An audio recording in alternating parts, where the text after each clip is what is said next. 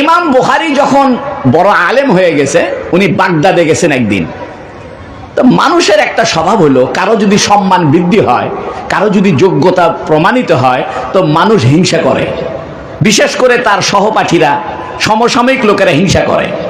তো ইমাম বুখারী যখন ইমাম বুখারী হয়ে গেছে, বড় আলেম হয়ে গেছে, তো বাগদাদের আলেমরা উনার হিংসায় জ্বলে পুড়ে মরে। তো বাগদাদের 10 জন আলেম এরা যুক্তি পরামর্শ করছে যে এইবার ইমাম বুখারীকে আটকায় দিব। তো ইমাম বুখারীকে দাওয়াত দিছে বাগদাদের জামে মসজিদে, যে হুজুর আপনি হাদিস বর্ণনা করবেন, আমরা শুনবো। এই কথা বলে 10 জন আলেম একত্রিত হয়ে এক একজন আলেম 100টা করে হাদিস ইমাম বুখারীকে শোনাবে আর বলবে যে হুজুর এই হাদিস ঠিক আছে কিনা। তাহলে 10 জন মানুষ যদি 100 করে হাদিস শোনায়, তাহলে 10 100 1000।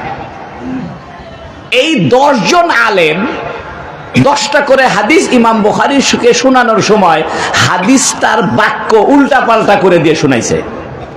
আবার হাদিসের যে সনদ, অর্থাৎ নবী থেকে ইমাম বুখারী পর্যন্ত হাদিসের যে ওস্তাদের ধারাবাহিক সিলসিলা, এটা উল্টা পাল্টা করে দিছে।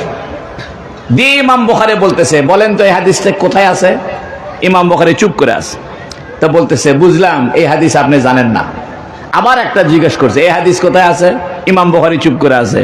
তা প্রমাণ হচ্ছে যে সে কোনো বড় মুহাদ্দিস না। কারণ 10 জন আলেম 10টা হাদিস শুনাইতেছে, 100টা হাদিস শুনাইলো, ইমাম বুখারী একটারও উত্তর দিতে পারলো না। এই 10 জন হিংসুক আলেম মনে মনে খুব খুশি, যাক বেইজ্জতি করতে পারছি। ইমাম বুখারীর বয়স তখন 18 বছর। তখন ইমাম বুখারী বলতেছে যে আপনারা সব বসেন। প্রথম জনকে বলতেছে, আচ্ছা আপনি যে 10টা হাদিস শুনাইলেন উল্টা করিয়া, ইমাম বুখারী করছে কি, আগে ওই উল্টা হাদিসগুলা শুনাইছে, তারপরে ওই উল্টা হাদিসগুলাকে সিধে করে দিয়া সঠিকটা শুনাইয়া দিছে এক বৈঠকে। অর্থাৎ এক বৈঠকে 1000 হাদিস উনি শুনছেন, 1000 হাদিস ভুল শুনছেন। ওই ভুলটাকে প্রথমে ভুল করে উপস্থাপন করছেন, তারপরে এই 1000 হাদিস শুদ্ধ করে আবার শুনাইছেন। অর্থাৎ এক বৈঠকে ভুলটাও মুখস্থ করছেন, শুদ্ধটাও শুনাই দিয়েছেন। ইমাম বুখারীর স্মরণ শক্তির কথা বলে শেষ করা যাবে না, আরো অনেক ঘটনা আছে, সময় কম। আমি খালি চম্বুক কথাগুলো বলি, বুঝতে পারবেন ইমাম বুখারী মানুষটা কেমন ছিল। উনাকে যখন বুখারা থেকে যাচ্ছে মদিনা শরীফে, তো উনার আম্মা উনাকে 10,000 টাকা দিছে। তো 10,000 টাকা উনি বগলের নিচে পকেট বানাইছে। আমাদের আগের যুগের মুরব্বীদের বগলের নিচে পকেট থাকতো পাঞ্জাবিতে, ঠিক না? উনি বগলের নিচে পকেটে 10,000 টাকা নিয়ে জাহাজে উঠছে, এই উজবেকিস্তান থেকে ভারত সাগর হয়ে আরব সাগরে যাচ্ছে। তো উনার পাশে একজন লোক বসছে, লোকটা দুষ্ট। তো লোকটা বলতেছে, এই ছেলে তোমার নাম কি? বলতেছে, আমার নাম মোহাম্মদ। কোথায় যাবে? কয় মদিনা শরীফ। কি জন্যে? কয় হাদিস শিখতে। কয় টাকা পয়সা আছে? কোথায় আছে? কত? কয় 10,000। 10,000 দিরহাম, বহু টাকা। 10,000 মানে বর্তমানে ধরেন 10 লাখ। উনার আব্বা বড় লোক ছিল, কিতাবের ব্যবসা ছিল উনার আব্বার, কাপড়ের ব্যবসা ছিল। কিছুক্ষণ পরে এই দুষ্ট লোকটা বলতেছে জাহাজের ভিতরে, জাহাজের ক্যাপ্টেনকে বলতেছে, ভাই আমার 10,000 টাকা হারায় গেছে, ভাই আমার 10,000 টাকা হারায় গেছে। কারণ ছোট্ট একটা বাচ্চা, 16, 17, 18 বছর বয়স, এইরকম ছেলের কাছে 10,000 দিরহাম, এটা তো মানুষ বিশ্বাস করবে না। মনে করেন আমার কাছে যদি 10 কোটি টাকা আমার গাড়িতে পাওয়া যায়, পুলিশ ধরবে না আমাকে? বলবে যে আরে হুজুর 10 কোটি টাকা নেই ঘরে। ইমাম বুখারীর কাছে তৎকালীন সময় 10,000 দিরহাম অনেক টাকা। তো এই লোকটা বলতেছে যে আমার 10,000 টাকা হারায় গেছে, চেকিং করেন তো কার কাছে পাওয়া যায়। তো পুরা জাহাজ চেকিং করে কারো কাছে পায় না, খুঁজতে খুঁজতে কারো কাছেই পাইল না। তখন এই দুষ্ট লোকটা ইমাম বুখারীকে বলতেছে, উনার বয়স তখন 17, বলতেছে, আচ্ছা তুমি না বললে তোমার কাছে 10,000 টাকা আছে, সেটা কি করছো? কয় এটা পানিতে ফালাই দিছি। সুবহানাল্লাহ। কয় পানিতে ফালাই দিছেন কেন? কয় হ্যাঁ, আমি একটা মাদ্রাসার ছাত্র, আমি একটা হাদিসের ছাত্র, আমার কাছে 10,000 টাকা যদি পায় সবাই বলবে আপনার টাকা আমি চুরি করছি, আমাকে যেন কেউ চোর বলতে না পারে, এই জন্য আমি 10,000 টাকা পানি ফেলাই দিছি। কত বড় তাকওয়ার অধিকারী। হাদিস আছে, ইত্তাকু মাওয়াজিয়াত তুহাম। এই জন্য তোমাদেরকে বলি, তোমরা যারা দাওরা পড়তেছো, যে হোটেলে টেলিভিশন ছাড়ছে ওই হোটেলে চা খাইতে যায় না। মানুষে বলবে হুজুর টেলিভিশন দেখার জন্য হোটেলে ঢুকছে, তুমি গেছো আসলে চা খাইতে।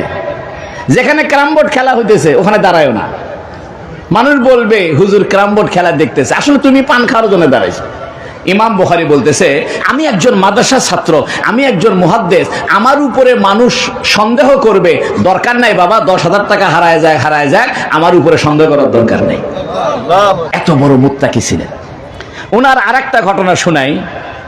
উনি বলেন যে আমি জীবনে কারো গীবত করিনি, কিয়ামতের দিন আল্লাহ আমাকে গীবতের ব্যাপারে প্রশ্ন করতে পারবে না।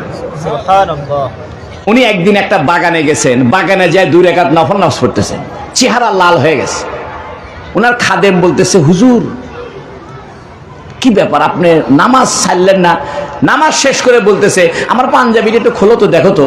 খুলে দেখে 17টা জায়গায় ভীমরুল কামড় দিছে। তা খাদেম বলতেছে, হুজুর আপনি নামাজ ভেঙে দিতেন। উনি বলছে, দূর পাগল, আমি কোরআন শরীফের জান্নাতের আয়াত তেলাওয়াত শুরু করছি, এত মজা লাগতেছে, পিঠের মধ্যে একটু কুটকুট করে কামড়াইতেছিল, কিন্তু আমার মনে চাইতেছিল নামাজ না ভাঙ্গি। আমি জান্নাতের আয়াতের মজায় নামাজ ভাঙ্গি নাই। ইমাম বুখারী উনি তীর চালাইতো, তীর, যেহেতু জিহাদ করতে হবে, আগের যুগের সব আলেম জিহাদ মুজাহিদ ছিল, উনি তীর চালাইতো। একদিন তীর চালাইতে গিয়া একজনের কাঠের ব্রিজ, কাঠের শাকের মধ্যে তীরটা লাগছে, লাগিয়া কাঠের ওই ব্রিজটা ভেঙে গেছে, একটা বাঁশ ভেঙে গেছে। তো উনি ওই ব্রিজের মালিককে যা বলতেছে, ভাই 500 টাকা নেন, ক্ষতিপূরণ নেন। উনি বলতেছে, না না, আপনি ইমাম বুখারী, আপনি বড় আলেম, আপনার থেকে টাকা নিব না। উনি কচ্ছে, আচ্ছা টাকা নেন না নেন, 500টা হাদিস শোনেন। 500 হাদিস শোনায় দিছে। উনি শেষ জীবনে নিজের মাথায় ইট বহন করে একটা মেহমানখানা বানাইছিল। ইমাম বুখারী ধনী মানুষের ছেলে ছিলেন, কিন্তু এক পর্যায়ে এলেম শিখতে গিয়া উনি বলেন যে আমি গাছের পাতা খাওয়া লাগছে। ডাক্তাররা বলছে উনার পেশাবে ইনফেকশন হয়েছে। তো উনাকে ডাক্তার পেশাব পরীক্ষা করে বলতেছে যে আপনি তো শুধু শুকনা রুটি খান, তরকারি খান না। উনি বলতেছে, আমি 40 বছর ধরে শুধু শুকনা রুটি খাই। তো বলছে, কেন? ওই রুটির সঙ্গে তরকারি রান্না করতে যে সময় ব্যয় হবে, ওই সময়ের মধ্যে আমি আরো 10টা হাদিস মুখস্থ করতে পারবো। অর্থাৎ সময় বাঁচানোর জন্য উনি তরকারি পর্যন্ত খাইতো না। কিন্তু এখন আমাদের মাদ্রাসা ছাত্রদের সময়ের কোনো মূল্য নাই। ইমাম বুখারীর জীবনের আরেকটা ঘটনা শোনেন। ইমাম বুখারী রাহমাতুল্লাহ আলাইহি আপনার ইবাদত করতেন কেমন জানেন? উনি প্রত্যেক রমজানে 20 রাকাত তারাবিতে 1 খতম দিতেন। শেষ রাত্রে 3 ভাগের 1 ভাগ পড়তেন, সারা দিনে আর 1 খতম। সব মিলে উনি রমজানে প্রায় 100-র উপরে খতম দিতেন। এই ইমাম বুখারী রাহিমাহুল্লাহ উনি মারা গেছেন 256 হিজরিতে। উনি যখন মারা যান ঈদুল ফিতরের রাত্রে, তো উনাকে কবর দেওয়ার পরে কবরের থেকে আতরের ঘ্রাণ বের হচ্ছিল। দুনিয়ার মানুষ এসে ওই কবরের মাটি নেওয়া শুরু করছে।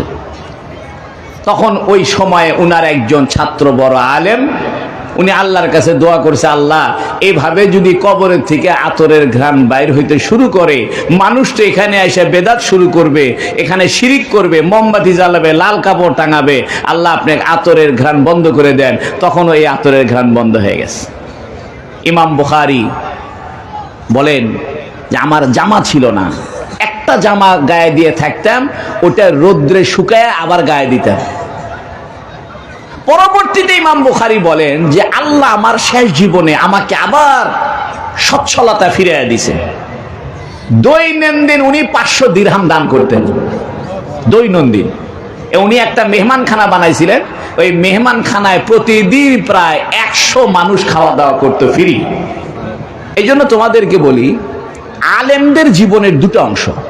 একটা অংশ হলো অভাবের জীবন, কষ্টের জীবন, আর একটা জীবন হলো ফুতুহাতের জীবন, সচ্ছলতার জীবন।